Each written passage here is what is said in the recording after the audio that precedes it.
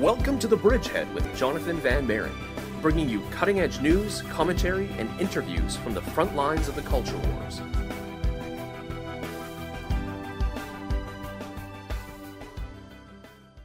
Hello, ladies and gentlemen, and welcome back to the Bridgehead on AM 1380 at 3 o'clock p.m. We're so glad you could join us for another installment of our series on children's literature. Now, of course, as I mentioned before, the reason we're doing this series is because I had a number of different interviews lined up on some very serious topics like sex trafficking and some of the cultural issues that we deal with on the show all the time. But I figured that over the Christmas holidays, we should instead be talking about the good side of art. And children's literature seemed like a really fun thing to be discussing.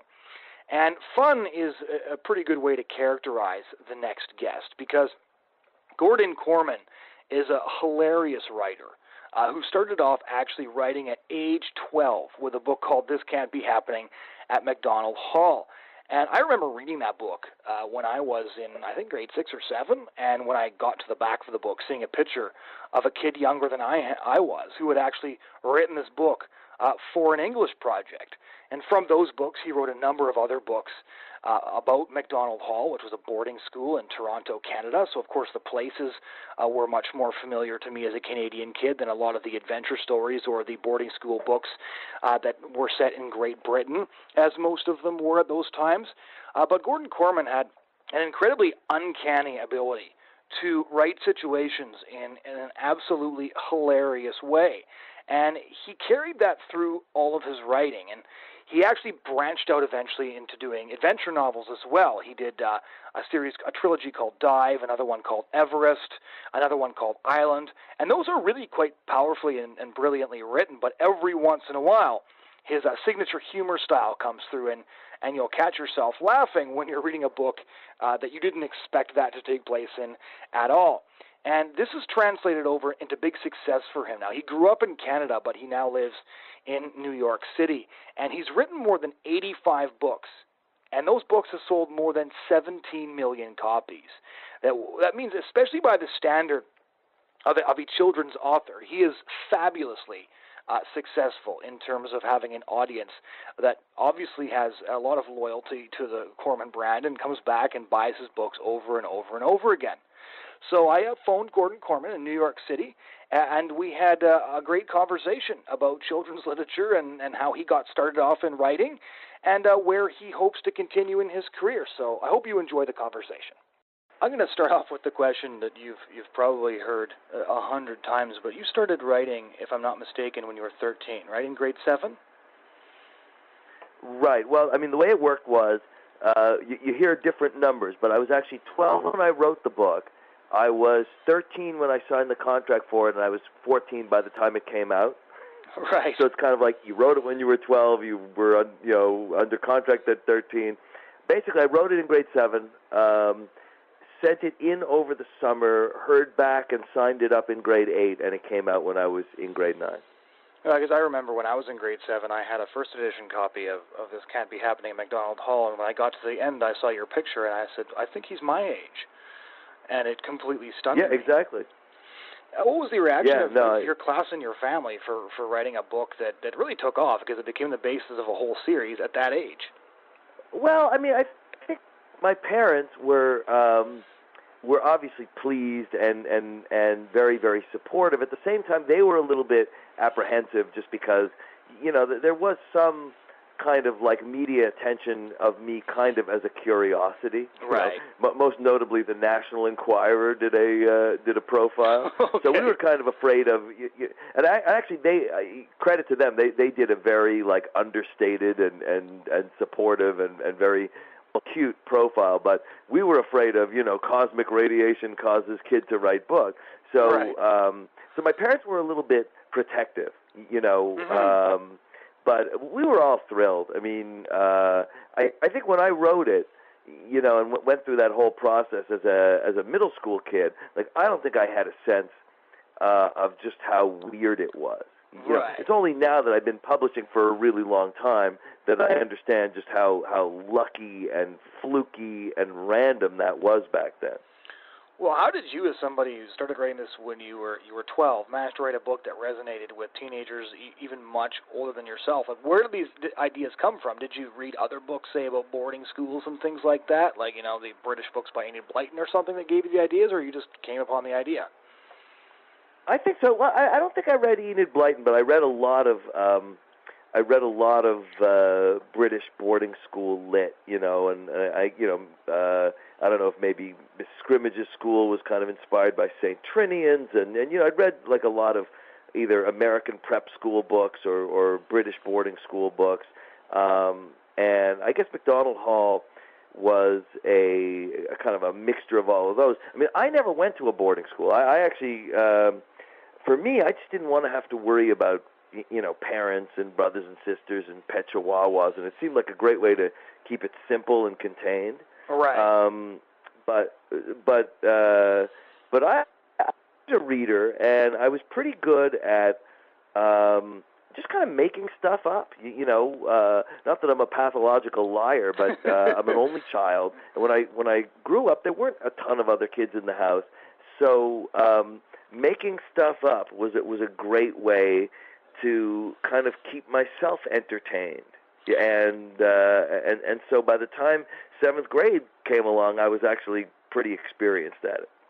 Well, and how did this series sort of end up, translating over to an American audience as well? Because I know that I've heard you on the CBC before and a lot of Canadian radio stations. Because of course you got your start here. Your first books were based in Toronto. If you are Canadian, you recognize a lot of things in those books that are immediately familiar to somebody, just because we're Canadian. How did those books end up, translating on both sides of the border without you ever really getting pigeonholed as a specifically Canadian author, say like Jean Little or Kit Pearson? A lot of these, very talented authors are very much known as Canadian authors, whereas your work has sort of spanned both sides of the border.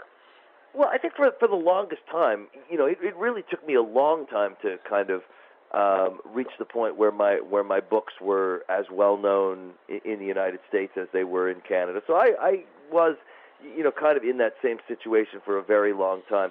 I mean, I think MacDonald Hall probably never got there, right? I don't think American kids know MacDonald Hall the way Canadian kids do. Right. But I think what happened for me, the way it worked out for me, was when I started writing the adventure trilogies, like Island and Everest and Dive. Those were, they did well in Canada too, but they were just a big hit here. And that was almost like a reintroduction to the U.S. audience as like as someone who was sort of starting over, and then I kind of went on from there. I don't think that my books have ever done as well in the UK as they've done in North America, and I think I've got a decent audience, Australia, New Zealand, and international. Well, I was going to ask you about the adventure trilogies, because for the longest time, like when I grew up, I read, all the MacDonald Hall books is what I started with, and then I Want to Go Home, and No Coins Please, and all those kinds of books. And then when the adventure trilogies came out, I think I, like a lot of other kids, bought them because, you wrote them and they were going to be hilarious. And we were kind of caught off guard. And they were. Well, in some way, they were and they weren't. I remember, this is a really serious story, and you get totally engrossed in The Island was the first trilogy I read, and you'd be really engrossed in the series because there was a lot of very high drama there, and then every once in a while somebody would say something that would crack you up. But as opposed to being a humorous book, that was more comic relief in various serious situations. How did you make that jump from writing books that people read, quite frankly, because they found them so funny, to writing these adventure trilogies? Well, I mean, that was probably the biggest adjustment I've ever made in my career. It's been the most rewarding too, because even now when I write something funny, just having been through the experience of sort of ratcheting up the stakes the way I did, with Island and Everest and those books, has made me a better writer in that way too. But I think it was just a change of pace. When you write, when you feel too much in a comfort zone, I think at a certain point you lose something. And I almost feel like whenever I sit down with an idea and the first thought in my head is, okay, I've got this, it's usually time to try something different. You always want to write with a little bit of fear that you can't quite do it. And a lot of my best experiences writing have come from that. I wrote all these funny books to begin with, and writing Island, suddenly, you don't have comic payoffs, and you're worrying more about research and those kinds of things than just sort of experience or straight out making it up. But even when I did the Titanic trilogy, suddenly I'm out of the comfort zone of like the present day, right? In a different time. Or when I did books in the 39 Clues series, which was multi-author, that was like a really, really different experience. So I feel like you really do have to challenge yourself and deliberately throw yourself off guard in order to just keep yourself fresh. Yeah, in some ways, it's interesting. A children's author writing for a children's audience, there's massive payoff because the audiences are extraordinarily loyal and extraordinarily fickle. If they read a book that they love, they're going to read your book 25 times. And if they don't like your book, they're going to make it through a chapter and they're going to stop reading it and never pick it up again. How do you think that, writing for children has sort of shaped the way you write your stories? Because, I hear a lot of back and forth. I had a discussion about this with actually author Jean Little, where I thought that actually writing for children is probably even harder than writing for adults. Because, a lot of adults are going to say, well, this is on the bestseller list. Heather at Chapters recommended this. The New York Times reviewed this well, so I'm going to hammer through this book, and I'll pretend I like it even if I find it excruciatingly boring. Whereas kids are far more honest. They're not going to read something that bores them. So how do you find, writing for children to be a challenge, or does it just come naturally? Well, when I started, I really didn't think of audience at all, because I didn't think of publishing at all. I was just trying to not flunk grade 7 English. Right. Obviously, as time goes on and you meet your readers and you get letters from readers and, eventually the technology changes and you're getting tweeted by your readers, you start to think about them a little bit more. But I love the fact that kids are an honest audience. I almost feel like I have like an imaginary friend when I'm writing, which is, the imaginary friend is really more like an imaginary heckler, Yeah. He's kind of like a kid in grade 5 or 6, and he's usually a boy, and he's just like, he's an okay reader, but it's not his number one choice. There's plenty of video games to be played and YouTube to be watched. So I sort of feel like I have to earn his attention every step of the way. And as I'm writing, he's sort of looking over my shoulder saying things like, who cares, or that's not exciting enough, or, right. You're losing me here. And, obviously it's a challenge, but I think it's the ultimate challenge, And I think one of the things that's been great about my career, I would say over the last, decade or decade and a half, is the emergence of like the old fans who are, I guess, people like you who picked up my books at a fairly young age and now kind of remember them and are reintroducing them to their kids and their teachers, and they're introducing them to their students, and that's awesome for me. But I think that I'm amazed at the amount of loyalty that that readers have to the books they loved when they were in those middle grades. Right. These days in publishing, probably books for teens are a little bit sexier and hotter than books for middle graders. But I still think that those middle grade years are the times when you first become in charge of your own opinion, right? Absolutely. Like you decide what you like and what you don't. And I think that the choices that you make at the time in your life stick with you, through adulthood and remain always special. Yeah, that's very true, and you bring up something else that I wanted to ask you. There's recent statistics that came out here in Canada that said your average kid, middle school kid and younger, spends about 6 hours of screen time a day, which is an incredible amount of screen time, which is, of course, time that's not being spent writing books. And do you find that you have to compete with YouTube and all these different things? And then even with book series, right, they have what I call, franchise series, which is, the Divergent series, the Hunger Games, Twilight, all of these things, which, have also been made into these, blockbuster Hollywood films. So the books, to some degree, almost accompany the films, because a lot of people end up going back to the books after seeing the movies. Do you feel like in a sort of more sensationalist atmosphere and in an area where, they can't even make a TV show that's longer than 20 minutes now because of people's attention span, that it's harder to capture kids and get them to sit down and actually hammer through a book? Yeah, I'm not sure. I mean, one thing about having been doing this for a really long time is, I remember in the 80s, people were like, well, kids don't read anymore, or kids don't read like they used to. I believe they read, as much, if not more, than they used to. And then also, I mean, I remember in the 80s, in the early 90s, the paradigm that everyone accepted was like, the books that are going to get the biggest are going to be the easiest to read, the skinniest, and the least expensive, right? Think Sweet Valley High and the Babysitter's Club and the early Goosebumps books and stuff like that. And then suddenly look at the books that are on the bestseller list today. They're huge, right? I mean, Divergent. Those books are like 700 pages long. Yep.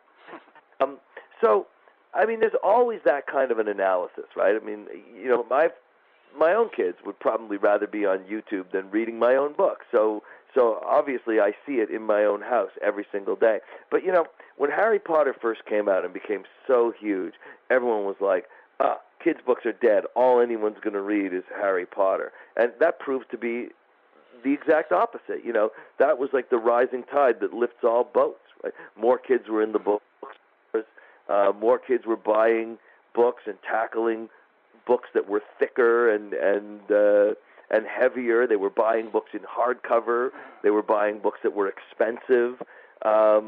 It changed our industry for the better in a million different ways. So, I mean, I understand all the arguments, and you can find, any parent can find a million instances of when a kid put down a book in favor of a video game or, videos on YouTube or something like that. But in the end, I don't think it's really changed anything. If anything, the kids' book business has gotten better. Well, that's really encouraging. And one of the things I was going to say, you live in New York now, don't you?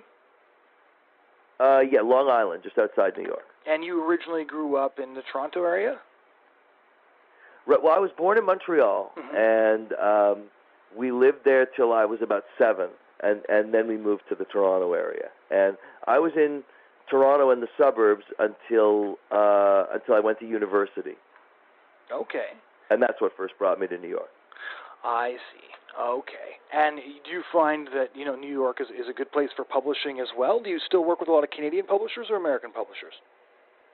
Well, both. I mean, I have an amazing relationship with Scholastic Canada because they were the guys who first kind of found me, right? Like when I wrote that 7th grade English project turned into This Can't Be Happening at MacDonald Hall, I sent it to Scholastic, and the reason was basically I was the class monitor for Arrow book orders. Right. So I'm thinking I'm practically an employee of these guys already, and I still publish with Scholastic Canada. So even though I'm having my books kind of initially published with Scholastic's New York office, kind of attention from Scholastic Canada, like they have just been really, really committed to me, and I've been really, really committed to them because we go back really almost 40 years, right? Like I signed my first contract with them in 1976. So it's been like 39 years since that, sit down with Scholastic Canada to sign the first contract. But New York is really the U.S. publishing capital, the way Toronto is the Canadian one. Right. So I can publish with Scholastic in New York here, and at the same time publish with Scholastic Canada, up in Toronto. And I also have just recently done a series called Masterminds, which in Canada is being published by Harper in Canada, which is an awesome group. The first time that I've published with Harper US before, but I've not had an experience with the Canadian Harper. And, they, are just a powerhouse up there. With, people like Kenneth Opel and an amazing list of Canadian authors. My little sister's actually reading that series right now. I just saw when I went home. Oh, cool. What's your favorite series? I think this is the one thing that I'm most interested to ask every author I talk to is you've got a lot of work. You've written dozens of books now. Do you still, do you hold loyalty to sort of the last series that you've written that's the newest and freshest, or do you still have a place in your heart for the books you wrote first? No, I do. I tend to be the most excited about what's newest and what's current. Not because it's better. It's just sort of what I'm writing now. And it's kind of funny because, my own kids have gone through my books, and generally they're fans of what's big at the time, right? So, my oldest son, who's in high school now, he was like a big fan of the On the Run series and Slapshots, and my daughter was really into stuff in the middle, like No More Dead Dogs and School. But my youngest, who is in grade 5 right now, he became a MacDonald Hall fan. He was like, "Oh, I want to read the books that you started with." And so rereading the early MacDonald Hall books with him was really cool, but oddly weird because they almost felt like books I read as a kid rather than books that I wrote.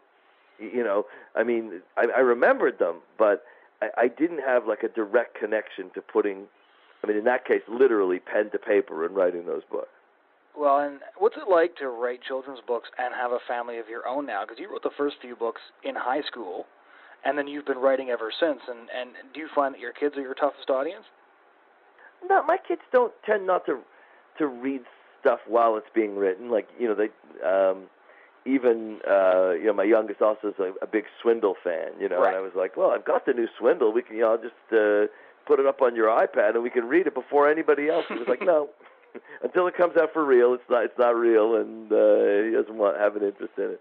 So I'm not getting sort of real time reactions from them, but it's really, it's been very nice, to watch each of my kids kind of go through the sort of sweet spot of the demographic of kids reading my book. Yeah. So, what do you think is next for your career? You've sort of transformed yourself a number of times. You've gone from MacDonald Hall to books, that are very much based around humor, right? No Coins, Please, Don't Care High, Son of Interflux, and then you've moved on to adventure series, and you're trying all sorts of new different things. How do you see your career progressing? Are you just going to sort of take it as it comes and write whatever stories you come up with? Yeah, I think so. Right now, I've been writing a lot of series lately, because I've had, Swindle is still going on. The Hypnotist just finished, the third book of that, The Dragonfly Effect, just came out. And Masterminds, I'm in the middle of, right? So whenever you, and I was up until last year, still very current in 39 Clues, because I did Flashpoint, which is the last book of the Unstoppable series. So when people ask me what's going on, I'd be like, well, Hypnotist 3, Masterminds 1, Swindle 7, 39 Clues, Series 3, Book 4, and everything sort of seemed like these series and these numbers. And I sort of felt like what I wanted to do was go back to writing just standalone novels for a while, not having everything be part of some kind of a series. So that's kind of what I'm focused on now. I wouldn't say it's a radical transformation, but it's just kind of like almost like a reboot of what I've been doing, for all these years. Ever thought of writing a book for adults? It's funny. I thought about that a long time ago, because I started writing young, and when I got a little bit older, I started writing books that were a little bit older, like Don't Care High and Son of Interflux and like The Garbage Bag. So I thought it'd be a natural progression that as I got older, I would just write older, and it really hasn't worked out that way at all. But to be honest with you, I love writing for kids. I don't have any sort of urgent need to write for adults. I don't think there's anything that I want to say that I can't put in a book for kids, or certainly a book for teens if I want to go that route, because I have done a number of books that are for like a slightly older audience. Okay, one final question, just because I know that I wondered this growing up, and I know a lot of other people do, is the idea of being a writer seems to be somewhat of a romantic profession. You work from your computer with pen and paper, and you do your own thing. What does your schedule look like when you're writing books? Like, what does one of your days as a writer look like? Well, I mean, I guess I have the freedom to do whatever I want in terms of, I don't have any like concrete obligations to be in a certain place at a certain time. But in the end, I have a family, and it makes sense for me to at least conform to their schedule a little bit. Mm-hmm. So, as I mentioned, I have 3 kids. The youngest, his bus picks him up at like 8:45.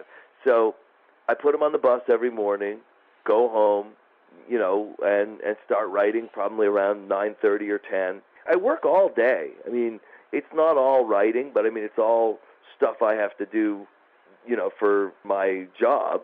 And I'm rarely done before dinner time, before 6. So it's a pretty full-time gig, Obviously, I travel a fair bit, like to promote and present at like libraries and schools and conferences and that kind of stuff. So that throws that off a little bit. But for the most part, it's very much like a full-time job. I have an office at home. My kids don't usually disturb me while I'm in here working. So I might as well be, getting up in the morning, taking a train someplace, and being at work all day. Well, thank you so much for taking the time to talk to us.